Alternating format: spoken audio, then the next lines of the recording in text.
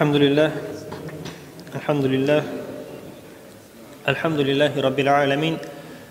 Vessalatu vesselamu ala Resulillahi Muhammed ve ala alihi ve sahbihi ecma'in. Barcha maqtovlarimiz bizlarni iqtidor qilib tarbiyalab turgan va barcha alimlarning Rabbisi bo'lgan Alloh subhanahu va taolaga bo'lsa edi. Va ko'ngil turlarimizdan chiqqan salovat shariflarimiz oxir payg'ambarimiz, suyukli payg'ambarimiz Muhammad Mustafa sallallohu alayhi va sallamga va uning oila ahllarini va sahobalarına borib erishsa edi. Assalomu alaykum va rahmatullohi va barakatuh. Muhtaram aziz qardoshlarım. Alloh taolo bizning qilgan amal ibodatlarimizni durustlab qabullardan etib, endi shusha juma arasında bilib bilmay qilgan ulug' va kichik gunohlarimizni yorliq qilsin. Mana endi Allohga shukr, tag'in bir juma kunni oyoq bosdik. Endi esga tushirib ketasi kela har kunni Alloh taolaga shukrlarimizni aytirga unutmayq. Shu yangi otgan tongga, shu erishgan kunlarimizga ham endi so'zda yo'q oxirat turmushina har birimiz azir bo'lishga tegish, azirlanirga tegishmiz. Bugun inshaalloh Nisa surasining tarjimasini, tafsirini qarovni davom etamiz. Yolg'ishmasam 31-oyatda qolgan edik. Shundan davom etib ketarmiz inshaalloh. A'uzu billahi minashaytonirrojim. Bismillahirrohmanirrohim. Ey müminler, agar siz qilgan gunohlarning ulug'laridan saqlansangiz, sizning kichkina gunohlaringizni kechiramiz ham g'afu etamiz. Ya'ni har kim ulug' gunohlardan saqlansa, Alloh taolo uning kichkina gunohlarini o'z fazilati bilan yorliqar inshaalloh. Mana endi bu oyatda Alloh taolo bizga o'zining rahim shafqatini ko'rsatadi. Bizga ikkinchi tur aytganda yengillik va'da etadi. Ya'ni ulug' gunohlardan agarda biz saqlansak, qilgan Alloh taolaning ulug' gunohlaridan saqlansak, bunday kun ko'rishda qilinib turgan kichkina gunohlarni endi Alloh taolo yorliqarman deb bizga inshaalloh va'da etadi. Bu tugilmi Alloh taolaning rahim shafqati? Rahim shafqati bitindi Alloh taolaning qilgan o'qigan namozlarimiz sababli, kishilarga ishlagan ezguliklarimiz sababli Alloh taolo kechirib borar inshaalloh. Agarda birsida kechirmasa Alloh taolo butun ustida yozilib borsa, bizning ol bir tog' bo'lib ishlar edi balkim. Amma lekin endi shunsinda kesatasi kela o'zi bizga endi baribirda tirishirga kerak. Gunohlarni ishlamasga har birimizga tirishirga kerak inshaalloh. Agarda endi ningda bo'lsa gunoh ishladik ekan, so'zda yo'q ishlarga kerak. Alloh taoladan tavba etib Allohdan g'afur so'rashga kerak. G'afur etishlariga kerak Alloh taoladan. Bu shiratında Alloh taolo g'afur etishlarini yarata, Alloh taolo g'afur etarga yarata inshaalloh. Shunga ko'ra mana biz biribizda unutirga tegish tugilmiz. Alloh taolo davom etib ketik. Alloh taolo sizning qo'ybirlaringizdan ortiq qilgan narsani tilamagiz. Ya'ni Alloh taolo erlarni ko'p ishlarda xotinlardan ortiq etib yaratdi ham erlarning martabalarini yuqori qildi. Siz xotinlar ularning martabasini ham ular bilan bir tegiz bo'lishini tilamagiz. Erlarga o'zlari qilgan narsadan ulush bor. Ya'ni qilgan amallarining ajr savobi o'zlarina bo'lar, xotinlarga da o'zlari qilgan narsadan ulush bor. Ya'ni ularning da amallarına ko'ra ajr savoblari o'zlarina erishir. Har qaysig'izga taqdir etilgan ulushga rozi bo'lirga, boshqalarning ulushini tilamasga kerak.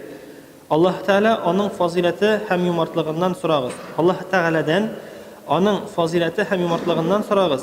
O'z rahmati bilan so'raganingizni berir. Durustlikda Alloh taolo barcha narsani biluvchi bo'ldi. Jahilatda hozirga shunda to'xtalib turibmiz. Bir-ikki so'z aytib ketaylik shu oyat bo'yicha. Bunda Alloh taolo bizni narsaga chaqiradi. Endi bir yoqdan xotin qizlarga, erlarga o'xshashni tiysa, ikkinchi yoqdan endi shulay aytirga bo'la, erlarga da xotinlarga o'xshashni Alloh taolo shulay tiya. Erlarga bergan narsani xotinlarning talab etuvin, xotinlarga bergan narsaga erlarning qiziquvini Alloh taolo tiya demak. Alloh taolo har birisine o'zine ko'ra amallarni berdi, aytik o'zlarining burchlarini, vazifalarini berdi.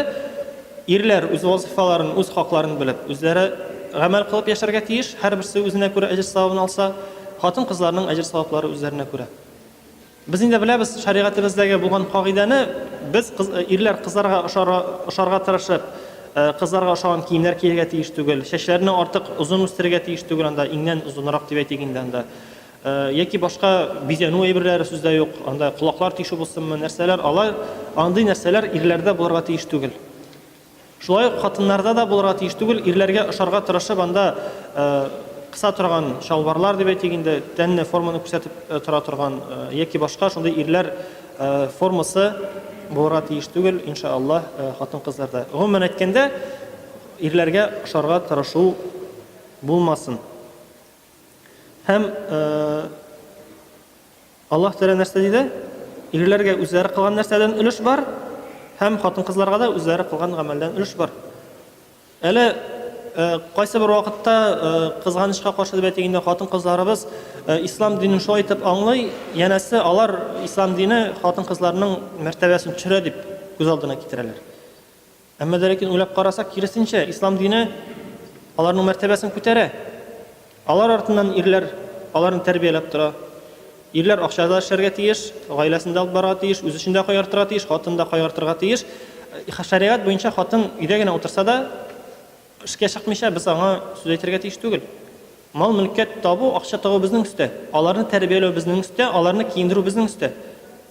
Шулай булгач, бу түбәнсетү түгел, киресенчә күтәрәсең. Һәм Рамил Юнус бер вагызында сөйләгәндәй, кул бирешеп исәнләшергә ярамаганлыктан бер хатын-кыз килеп, безнең илнеке түгел дип, бүтән чит илнеке дип, килеп сорый Рамил Юнустан, әйтәйин, сөйли шул бер вагызында, ишеткәнегез бардыр бәлкем, әминә ди, кул бирешеп күрешергә ярамый ирләр белән ди. Бу бит хатын-кызларны түбәнсетү инде дип әйтә ди. Мин аңа ди, үзләренчә дип җавап бирергә булдым ди. Сез беләсезме ди, Англиянең королевасын ди. Аңа кемнәр белән ди кул бирешеп күрешергә ярый ди. 7-ме 5-ме? Шул тирә инде. 7 яра. Мин 5-5 калган яны нигәдер. Берсе әтисе, малае булсын, анда бер туганы, анда ире, әйтекме әйтмәдеме, ире, шул бабасы инде тагын. Кан туганнары белән. Кан туганнары әйтмәтеге, үзенең якын мәхрәм булган кешеләре белән генә, кул кыскача әйткәндә, мәхрәм булган кешеләре белән генә кул бирешеп күрешергә ярый ди. Шу королевага дип әйтик. Димәк, шәригатыбыз, ислам дине хатын-кызларны кем урынына күтәрә? Королева дәрәҗәсенә күтәргән сыман килеп чыга. Безнең шәригатьтә дә нәкъ шундый кешеләр белән генә, мәхрәм булган кешеләр белән генә хатын-кызларга кул бирешеп күрешергә ярый. Бүтәннәр белән ярамый. Димәк, моннан карыйбыз, бу түбәнсетү булып чыгамы? Юк, күтәрә. Шулай ук әни булуның да дәрәҗәсен беләбез. Әни булуның дәрәҗәсе әти булуга караганда югарырак икән беләбез. Чөнки хадистә кем нәрсә диде пәйгамбәрбез? Хөрмәткә иң лаеклы кеше кем дип сорагач, әниең, аннары әниең, 3 тапкыр әниең, 4-нчесендә генә әтиең дип әйтте. Шуңа күрә буларны без һәрберсен беләбез. Әмма дә ләкин тагын бер кат искә төшерәсе килә. Теге ирләрне хатыннардан артык кылды дигән сүз инде ул дөрес аңларга кирәк. Әйе, күпчелек вакытта без җавап бирәбез һәрбер нәрсәгә. Анда гаиләне алып баруга, анда шаһидлек ягыннан да безнең тавыш югарырак дип әйтик инде һәм башкалар. Әмма дә ләкин бу аңлатмый хатын-кызларны түбәнсетә дигәнне. Һәм монда бу аятны да укып китик инде. Монсы әзрәк кенә икенчерәк темага кагылса да, шул темага турыда килә. Һәм әйтелә, җаһилиятта шул гадәт бар иде, ят кешенең баласын үзләренә угыл иттеләр, үзе үлгәннән соң баласы хөкемендә булып мирас алыр иде. Хак Тәгалә шуннан тыйып боерды: "Без ата-аналар һәм якын кардәшләр калдырган нәрсәдә һәр кайсы өчен варислар кылдык. Ягъни һәр кем үлгәннән соң аннан калган малларга аның үз балалары варис булыр, ят кеше варис булмас." Шулай ук җаһилиятта тагын бер гадәт бар иде дип әйтелә монда. Бер-берсенә ант итешеп, дуслык әһден баглылар иде, ант итешәләр иде, һәм инде синең дустың миңа дус, синең дошманың миңа дошман була дип әйтәләр иде дә, беребез үлсә, икенчебезнең варисы, малы сиңа варис булып кала дип инде вәгъдә итәләр иде. Әмма дә ләкин Аллаһ Тәгалә пәйгамбәребезгә бу сорау буенча сорап килгәннән соң Аллаһ Тәгалә әйтте: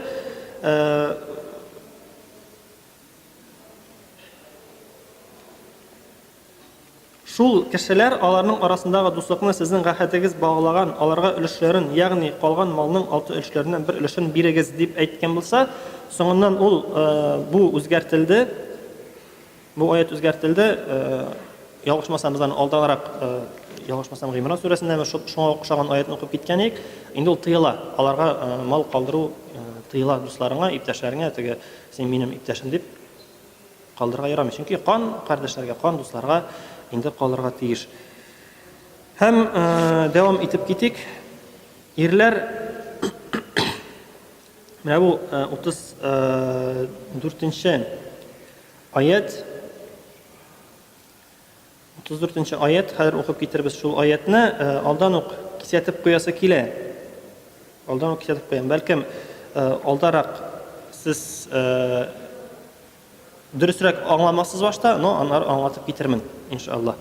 Ирләр хатыннар хузурына туручылар һәм алардан үстен булучылар, ягъни тормышны алып баручылар һәм эш башкаручылар. Шул нәрсә сәбәпле? Монда Аллаһ Тәала кайсы бер сәбәпләрен шутлап китә инде. Әйтеп китә. Моны индирсен әйткәндә бу сәбәпләрне Коръәндә язылмаган. Теге менә бу аятта бөтенесе язылмаган, әмма ләкин галимнәребез аңлатып китә инде нинди сәбәпләр бар. Шуларның кайсы бирләрен аңлатып китәләр. Аллаһ Тәала аларның кайберләрен шул сәбәпле Аллаһ Тәала аларның кайберләре хузурына артык кылды, ягъни Аллаһ Тәала ирләрнең асыл затларында хатыннардан акылда, гыйлем һәм фикерләүдә сугыш дип әйтелгән инде монда, чөнки обычно ирләр армияларда хезмәт итәбез. Бу инде сугыш дигәндә сугышырга чакыра дигән сүз түгел. Армияларда илне саклау йөзендә күпчелек ирләр бит алдынгы рәттә. Армияларга барабыз, хезмәт итеп кайтабыз. Ураза һәм намазның камиллеге, җомга һәм җәмәгать, азан һәм хутба, ихтикаф һәм инде гаит намазлары, җаназа намазлары, шулай инде пәйгамбәрлекнең дә ирләргә генә махсус булуында да хатыннардан ирләрне Аллаһ Тәала артыграк кылды. Яна ирләрнең хатыннардан артык булулары шул нәрсә сәбәпле, алар үз малларыннан хатыннар өчен нафака кылдылар һәм тоттылар. Ягъни мәһр һәм нафака һәм киемгә малларын сарыф иттеләр. Бу аят килгәннән соң Расулуллаһ алейһиссәлам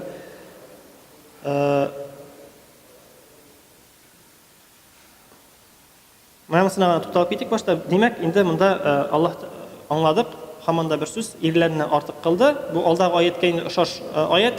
Әмма дә ләкин сүздә юк. Менә монда әйтте тагын бер кат. Ирләр малларын хатыннарына сарыф итәләр. Димәк, без гаиләнең тәэмин итүче, гаиләнең караучы иншаллах.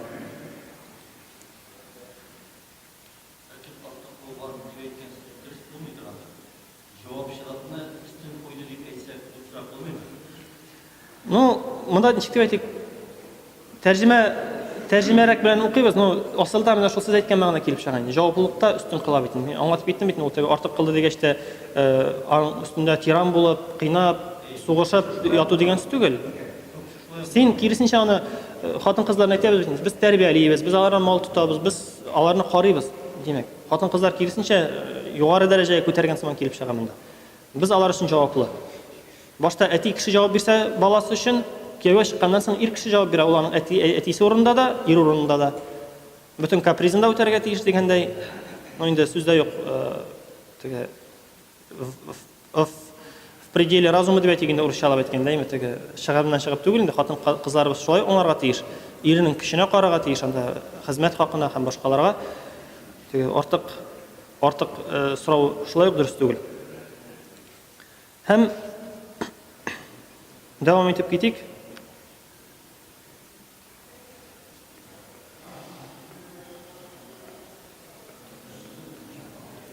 Изге булган хатыннар Аллаһ Тәгаләнең хөкеменә итагать итүчеләр һәм буйсынучылар, яки ир хакын хаклаучылар.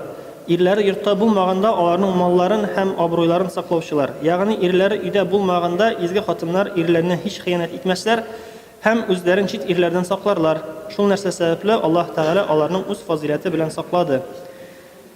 Әй ирләр, шул хатыннарның карышуларыннан һәм фарманга буйсынуларыннан куркасыз, сез аларны вагазлагыз һәм үгетләгез. Менә бу аятта хәзер Аллаһ Тәгалә берничә кагыйдәне әйтик инде шутлап китә. Йортта ничек булырга тиеш? Әгәр дә хатын-кызларыбыз безне тыңламасалар, безнең сүзне тыңламасалар, ничек итеп ул ситуациядән чыгарга дип әйтегендә. Фарманга буйсынмауларыннан куркасыз, сез аларны вагазлагыз һәм үгетләгез. Ягъни хатыннарыгыз сүзегезне тыңламастан карышсалар, әввәл мәртәбә аларны йомшаклык белән үгетләгез. Ирнең хатын өстендә булган хакларын бәян итегез. Монда әйтик инде йомшак сүз белән аңлатырга кирәк. Шаригать хөкемнәре буенча чынлыкта да бит инде хатыннарыбыз ирләргә итагать итеп яшәргә тиеш. Итагать итеп тыңлап дип әйтик инде. Әмма дә ләкин шушы урында ук әйтеп тә китәсе килә, шунсындагын итагать итеп яшәргә тиеш. Кайсы очракта? Әгәр дә ир үз хакларын үтәсә, ир булса дип әйтик инде, тиешле ир булса, анда кыйнап, бетереп, анда кирәкмәгәнгә талашып, кирәкмәгәнгә тавыш күтәреп йөрмәсә, эшеп кайтмаса, нитмәсә, шуның ише гынаһ әмәлләрдән сакланса, үзенең гомумән әйткәндә берсе белән хакын үтәсә, үзенең бурычларын үтәсә, шул очракта инде хатын-кыз аңа итагать итеп яшәргә тиеш. Әгәр анда кайту белән сәбәпсез кыйнап, акырып, тавыш куптарып, анда иргәнчек итагать итәсең. Әгәр дә син тырышсаң да, ул синең хезмәтеңне күрмәсә. Монда инде тирәнгә кирип китмим, бу ситуациядә һәрбер кеше ничек дип әйтик инде карый. Әмма дә ләкин шушы шариат хөкемнәреннән чыгарга тиеш түгел. Һәм әгәр дә ди болай да аңламасалар, үгетләгәнне аңламасалар, аларны куегыз, ята торган урыннарында алардан аерым булыгыз. Ягъни үгетләү белән генә максат хасил булмаса, холыклары төзәтмәсәләр, аларга үпкә тоткан сурәттә булыгыз. Ятканда аерым һәм икенче урында ятыгыз, яки бер түшәктә булса да аркагызны куеп ятыгыз. Ягъни монда инде үпкәләүне күрсәтәсең, что син риза түгел аның бу хәле белән. Син аңлатып карадың, аңламады, хәзер инде син аралашмыйсың дип әйтсәк була инде. Аның белән бик аралашмыйсың, хәзерәк шикләшеп торасың. Аерым ятыгыз дигәч монда инде өйдән куып чыгарыгыз дигән сүз түгел. Әйткәнемчә монда язылганча аеры бүлмәдә яки аркаңа куеп. Һәм әйтелә, менә монда хәзер әзрәк кенә ахвах килеп китәсен, сез алдан кисәтеп куям. Ләкин ди, әгәр дә ди булай да аңламасалар ди, ул хатыннарыгызга сугыгыз ди. Монда инде тәрҗемәдә шулай грубрак килә инде ул. Һәм сугуда йөзеннән һәм агъзасын имгәтерлек яки кан чыгарлык итеп сугырга тиеш түгел. Монда бу аятны галимнәребез аңлатып әйткәндә, ничек булган ул безнеңчә Россия Федерациясында дип әйтгәндә, гомумән кешелек дөньясында күренешләр булганча теге йодрык белән китереп сугу түгел, яки анда бөтен кешене китереп сугу түгел, тастымал эше белән генә, тастымал эше белән генә авырттырмыйча гына бер дәрес өчен генә. Теге тәрҗемәдә ул авырсыман килеп чыга, ничектер бер сугыз дигәч кыйнарга тиешле, все кыйнап, анда кан чыгарып, кыйнап атырга тиешле сыман ишетелә. Бигрәк тә аста утыручы хатын-кызларыбызга бәлкем авыррак ишетелгәндер. Әмма дә ләкин асылда бу теге тастымал эше белән генә йомшак итеп кенә сыман шундыйрак кына мәгънәдә бер авырттырмыйча гына сугу. Бу дәрес йөзеннән. Хәдисләрдән чыгып без нәрсәне беләбез?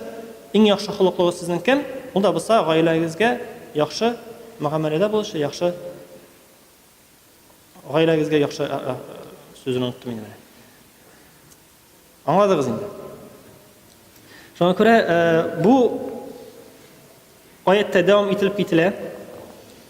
Әгәр хатыннарыгыз сезгә итагать итсәләр һәм буйсынсалар, аларны шелтәләүгә һич бер юлны эзләмәгез.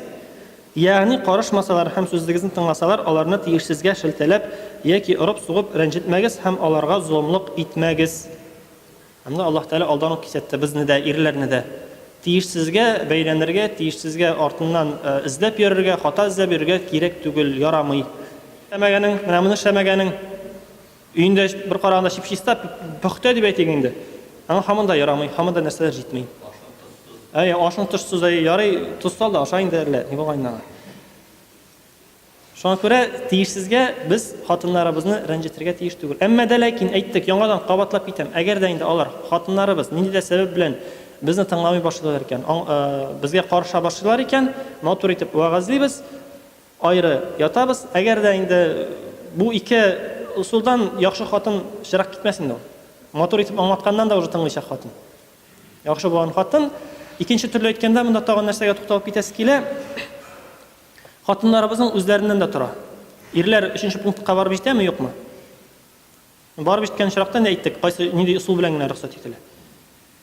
Ни в коем случае инде битләргә, анда эшләргә суырга ярамый, суккан чиракта да инде әйттек, тастымал эше белән генә йомшак итеп кенә. Но хадисләрдән чыгып белгән, күреп белгәнебезчә, ир кеше хатынны суырга тиешле түгел. Буенча инде пәйгамбәрбез аңлатыбрак безгә безне чакыра хатыннарга сукмаска.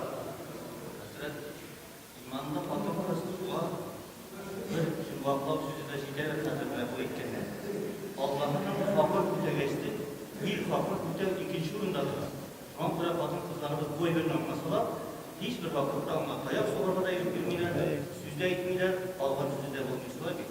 İdebet ilk vakta ikinci olur.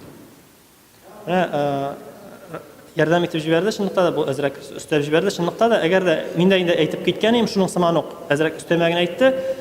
Әгәр дә хатын-кыз иманлы булып шундыкта да инде аңласа, ул иргә повод бирмәячәк. Ул теге мотор итеп ир аңлатса, ул сразу аңлый, сразу тыңлый. Шул бер мотор сүз җитә. Шуңа күрә гаиләдә дөрес атмосфераны булдыру өчен ир генә дә түгел, хатын гына да түгел, ир белән хатын икесе бергә тырышырга тиеш. Зрәгә генә әйтелмәгән бит безнең теге халык арасында да теге ике йөрәк бер бөтен була дип. Алар бер единый целыйга әйләнергә тиеш. Шул очракта иншааллах барсы да яхшы булыр. Әгәр дә инде бер-береңә аңламыйча эт белән мәч сыман яшәсәң, монда аят та ярдәм итми, монда Аллаһ Тәгаләнең әмерләре дә ярдәм итми, сугышып кан түгеп бетерәсең, Алла сакласын. Андый очракларны ишетеп күреп беләбез инде. Шуңа күрә һәрбер безнең үзеннән тора. Монда хәзер хәзрәт әйтте дип теге тавышка кутарга кирәк түгел. Бу аятны монда нинди аят бар, ничек баш айтып укыдым, аңлаттым. Галимнәребез ничек әйтә, ничек булырга тиеш аңлаттым. Әмма дә ләкин әйткәнемчә без хатыннарыбызның артыннан шелтә эзләп йөрергә, шелтә белдерергә дип сәбәп эзләп йөрергә тиеш түгел. Без аларны хөрмәт итәргә тиешбез, аларны яратырга тиешбез. Алар безнең балаларыбызның әниләре. Иншааллах, әле бәлкем бу киләчәктә әниләре булырлар, иншааллах, кемнәрнеке юк. Аллаһ Тәгалә сабый балалар, тәртипле, тәрбияле балалар насыйп итсен, иншааллах. Кемнәрнең инде балалары бар, аларга тәрбияле, тәртипле балалар үстергән насыйп булсын, бергә тату, иншааллах, гомер итергә насыйп булсын. Шушы аятта әйтелгәннең беренчесе белән генә һәр вакытта шикләнергә иншааллах насыйплардан булсын. Матур итеп вагызлау, матур сүзләр белән генә бер-беребезне аңлап, яратышып, яратылып, хөрмәт итеп яшәргә кирәк иншааллах бу дөньяда. Чөнки Аллаһ Тәгаләнең икенче аятыннан беләбез, Аллаһ Тәгалә безнең арада үзара мәхәббәт хисе яратты һәм мәрхәмәтлекне яратты. Мәхәббәт хисе мәрхәмәтлектән башка гына булмый, тормый. Димәк, мәрхәмәтлек кирәк. Хөрмәт булса, мәрхәмәт булса, мәхәббәт саклана, мәхәббәт үсә, бер-береңне хөрмәт итеп, матур итеп яшисең иншааллах. Кыскача гына әйткәндә шушылар, сораулар булса, җомгадан соң инде хәзер түгел, җомга биткәннән соң иншааллах килерсез, бергәләп тагын аңлашырга тырышырбыз иншааллах. Тагын бер кат, әгәр дә гафу үтенеп китәсем килә, әгәр дә дөрес аңламасагыз, килегез, сөйләшербез. Теге инде алдан да курыктым инде бу аятны, конечно, кагылырга бу аятка. Но шулай да әйтәм, яра нәрсә булса булыр, кагылып китим. Аллаһ Тәгалә ярдәме белән бәлкем дөрес аңларлар дип. Иншааллах, шуңа күрә Аллаһ Тәгалә насыйп итсен дөрес аңларга. Минем арттан сөйләп йөрмәскә дип әйтик инде. Ярый. Хәзрәт әйтте, сугышып ятмасканда.